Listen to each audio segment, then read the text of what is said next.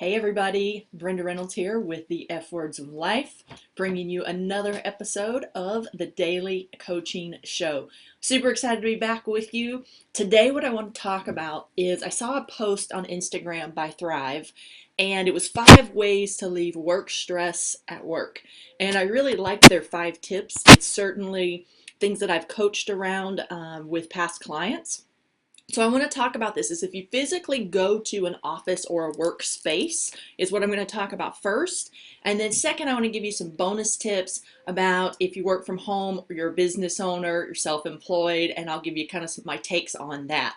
So here were their 5 ways to leave work stress at work, which I really liked. Number one was at the end of the day, is to tidy up your area. So whether you have a cubicle, whether you have an office, whatever your space is, tidy it up, take 3 minutes, and then also prep anything that you need first thing in the morning. So that way you kind of have a bookend closure, right? You close out your day, your area's tidied up, and then you know in the morning you're ready to go when you walk into your office, your space, whatever it is.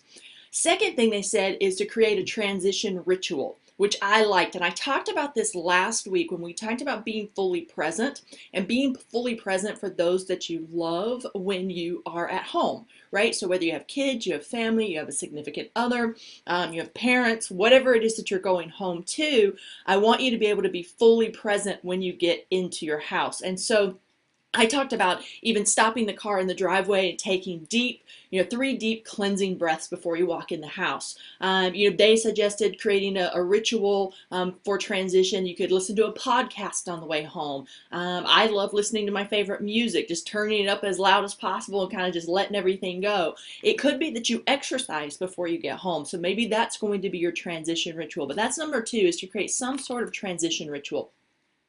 Number 3, and this is a huge one, is leave work at work, including work supplies like your laptop. So if you're one that typically, you'll take something home, you'll take a file home, you'll take, a report home, whatever it is that you do where you're going to work on it later at night.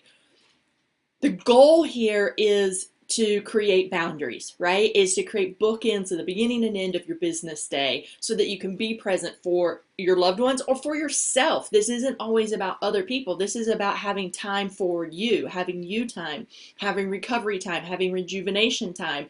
And when you own your own business, definitely more challenging to do that. Or if you're in a position of upper management or leadership, believe me, I get it. But for anyone, it's difficult to do. But if you bring it home with you, the likelihood of you working on it is higher, right? So that's not to say that occasionally if you're working on a huge project, you have a big deadline coming up, I get it, that's reality, right? I'm talking about in general, right? 80 to 90% of the time, leaving work at work is how you're going to leave work stress at work. So leaving this physical supplies.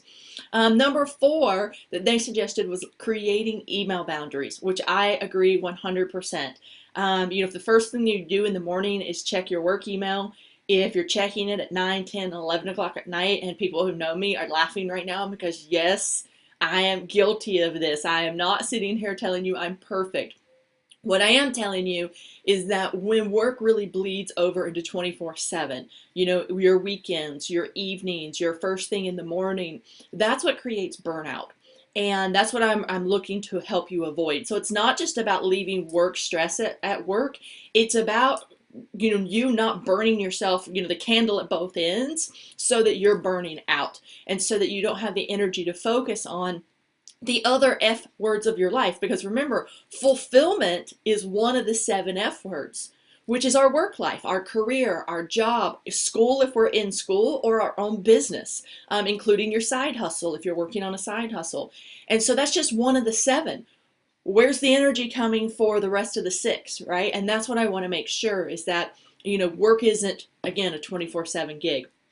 5th, which I really liked this one, was changing your clothes. So when you get home, changing out of your work clothes and into play clothes, right? You're now in play mode, or you're in mom mode, or you're in wife mode, whatever the case may be, that you're actually making a physical change from one set of clothes to the other. For most of us, the clothes look a little bit different. As a business owner, sometimes I'm in yoga pants and a shirt like this. And so when you're stay at home, self-employed business owner, if you have a home office, even more important that you create some sort of transition rituals. So that's what I want to talk about now. That was Thrive's 5 ways to leave work stress at work, right? I want to add a couple of bonus ones for those of you that are, like I said, self-employed, business owners. Even if you're a business owner, you have an office that you go to, those 5 things apply. So I want you to think about how they apply in your life.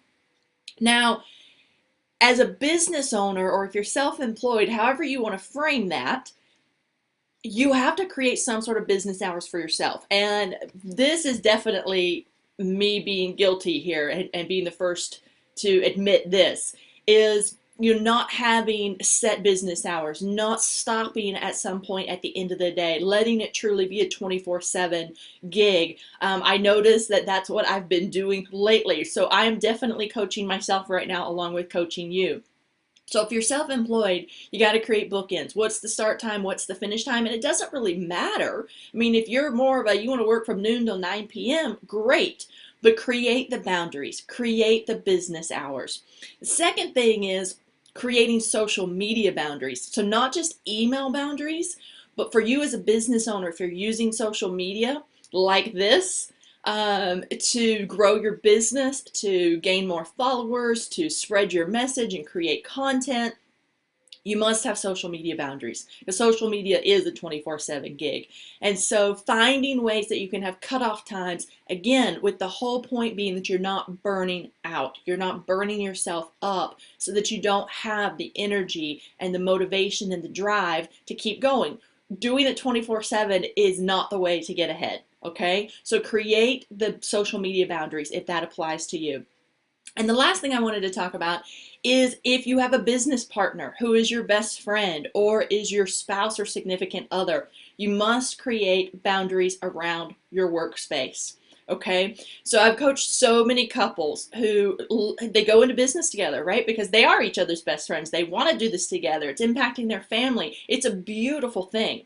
But you must also create work-free zones where the conversation isn't about you as a business partner to this person. It's about the other roles that you have, right? If you're a lover, if you're a friend, whatever that may be, we've got to create boundaries where you have space for the nature of the relationship, if you will, those other types of relationships. So if in your home, maybe you create work-free zones, if that's the dining room table, the kitchen table, or the living room, where there's no work talk in there. Also, you could create no work times. So for example, between 5 a.m. and 7 a.m., we don't talk about work, or whatever it is. Maybe that's when you do talk about work. So I want you to create time frames or work zones, work-free zones around that. And then finally, if you work from home and you have a home office, home studio like I do, then what I want you to do is at the end of the day, when you're done, is I want you to actually, if you can, physically close the door to your office. That signifies that business is closed. The other thing that you can do is you actually can create an open and closed sign and put it on your door. It's just for you. It's a visual cue that right now I'm off. I'm focused on my other 6 areas of the F words of life. I'm focused on rejuvenation. I'm focused on self-care. I'm focused on family. I'm focused on the other things that I need to be focused on, and not just my work life, my business, my side hustle. And so those are my tips for you today, my friend. That is your coaching. Please like, love, comment, share. Does this resonate with you? If you're a first-time listener, caller, whatever you may be, if this is your first time here, definitely say hi, introduce yourself, tell me where you're watching from. If you're a veteran of the show and you've been watching a while and you've never said hello, your challenge is say hi to me in the comments. I want to know you're out there. I want to know this is resonating with you. You got one little takeaway today. Pick one of these ways that you're going to compartmentalize and be able to focus on work when it's work time, and be able to focus on you or family or your fun time when it's that time. So my friends, with that, I bid you goodbye. Have a great rest of your day, and I'll see you tomorrow for another episode of the Daily Coaching Show.